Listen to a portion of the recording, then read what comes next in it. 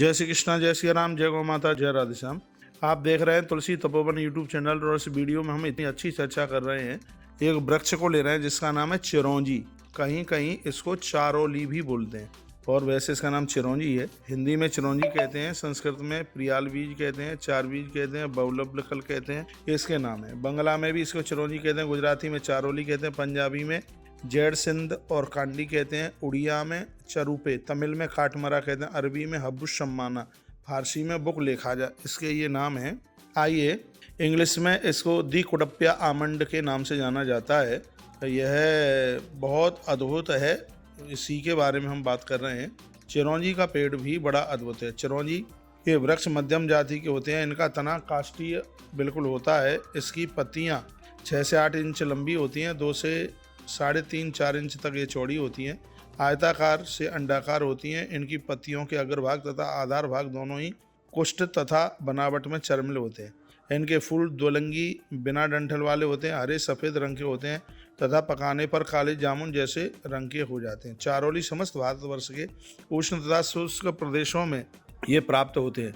यह भारत में अधिकतर है, हिमालय में और उड़ीसा में और नागपुर की पहाड़ियों पर भी ये प्राप्त होते हैं। आयुर्वेद के अनुसार यह बड़ा अद्भुत है। इसके द्वारा कुष्ठग्न वल्य मल को एकत्रित करने वाली स्थितियाँ, रक्त प्रसादन और ये तमाम ऐसी बीमारियों के लिए ये बहुत ज़्यादा प्रभावित है। आइए इसके कुछ औषधीय गुण कहते हैं बताते हैं। यदि छाले पड़ गए हैं तो चिरौंजी के बीज के अंदर का जो गूदा है बाजार में चारोली के नाम से मिलता है। धीरे धीरे चबाने से लाभ होता है। इसे चबाते समय मुख में घुमाते रहना चाहिए।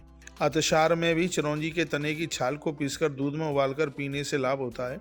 इस हेतु लगभग 10 ग्राम छाल को 200 ग्राम दूध में उबालें तथा छान कर पी लें, तो इससे अतिसार समाप्त हो जाएगा। फिर शुक्र वृद्धि के लिए चारोली और पिस्ते को दूध में उबालकर लेना चाहिए। इस हेतु 2 ग्राम पिस्ता, 5 ग्राम चारोली को 200 ग्राम दूध में उबाल करके रात्रि में 8-9 बजे के बीच में ले लें। उसके बाद में कुछ भी न लें।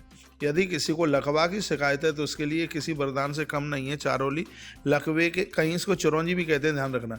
लकवे के रोगी को या अन्य वायु विकार ग्रस्त रोगी को ये चिरौंजी इस प्रकार सेवन कराएं। चिरौंजी फल की गिरी, बादाम की गिरी, चिलगोजा की गिरी और पिस्ता सभी बराबर की मात्रा में लेकर इन्हें पीसकर इनमें शहद मिला दें।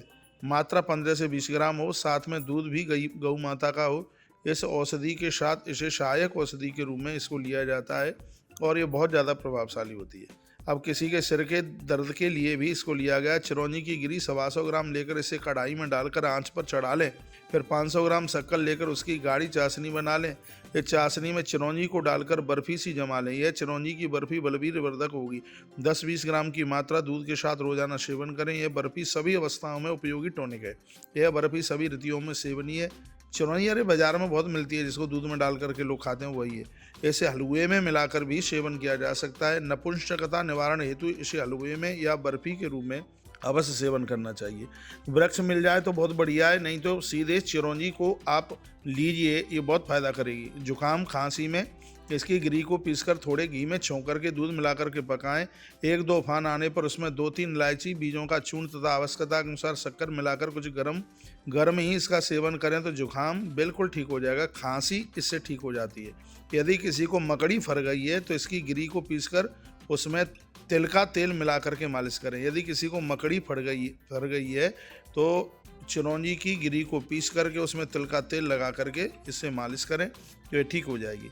और गीली खुजली, जिसमें खुजाते खून निकल के आ गया है, उसमें भी चिरौंजी की गिरी 100 ग्राम लेकर इसे बराबर गुलाब जल में खूब पीसकर इसमें 10-12 ग्राम सुहागा मिलाकर शरीर पर लगाने से खुजली बिल्कुल ठीक हो जाएगी। यह मुख पर उत्पन्न कीले मुहासों को नष्ट करने वाली चीज़ है। ध्यान से सुनिएगा। फिर एक बार कह रहा हूँ, चिरौंजी की गिरी 100 ग्राम लीजिएगा, इसमें इतना ही गुलाब जल डाल लीजिएगा। फिर 10 से 12 ग्राम इसमें सुहागा मिला करके शरीर पर लगाएं। कहीं चेहरे पर मुहासे कील वगैरह हो गई हैं तो वो सब के सब नष्ट हो जाएंगी। यह इसका इतना बड़ा प्रभाव है। ये हमने चिरौंजी के बारे में आपको बोला है। यदि वृक्ष मिल जाए तो उसकी पत्तियां तो काम में आएंगी, वो नहीं है तो चिरौंजी की ऐसे ही जैसे बादाम वगैरह मिलते हैं बाज़ार में, ड्राई फ्रूट मिलता है, ऐसे ही चिरौंजी मिल जाती है। तो इसको आप ज़रूर इस्तेमाल करें और ये बहुत ज़्यादा फ़ायदा देने वाली है। बहुत बहुत धन्यवाद आप सभी को। आपने वीडियो पूरा सुना। वीडियो को आगे जरूर भेजिए जिससे और भी लोग इससे लाभान्वित हो सकें। जय श्री कृष्ण, जय श्री राम, जय गौ माता, जय राधे श्याम। अपना ध्यान रखिए।